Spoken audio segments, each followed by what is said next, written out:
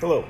So here we are at one of our favorite spots. This happens to be the MonteCristo Lounge located inside of Caesar's Palace in Las Vegas, Nevada.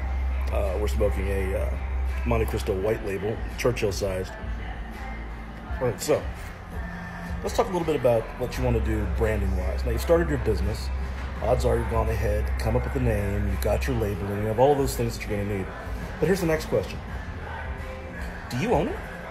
That's right, do you own it? Did you do a check? Now, one of the things you need to do when you're starting your businesses is you have to make sure as well that your name isn't being taken.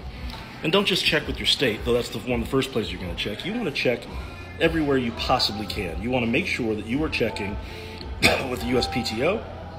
You also want to make sure that there haven't been any copyright registrations for any material that could be related to your particular brand that you're trying to come up with.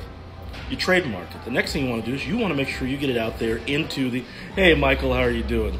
Michael Pugh out there, another huge cigar fan, and he and Mama Lou are known throughout the cigar world, and we love seeing them.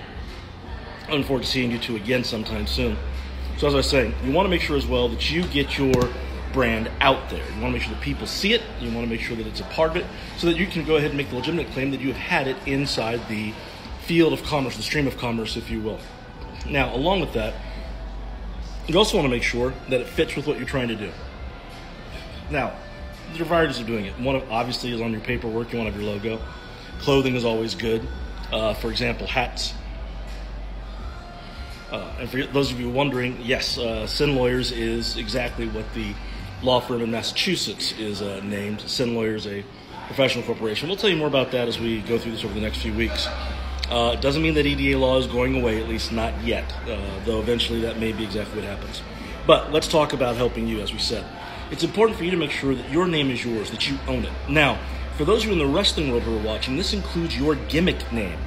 Make sure that you own it. And one of the things that may come as a surprise to some of you, and you're going to hear me talk about this over at the New England Pro Wrestling Hall of Fame and Fan Fest. It's going to be taking place in a couple of months out there in Massachusetts. I think we're going to be in just outside of Providence.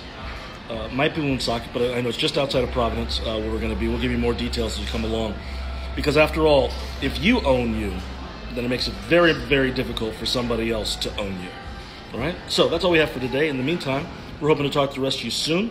And we hope that you enjoy your day as we get back to work here. Yeah, this is work. This is what I do.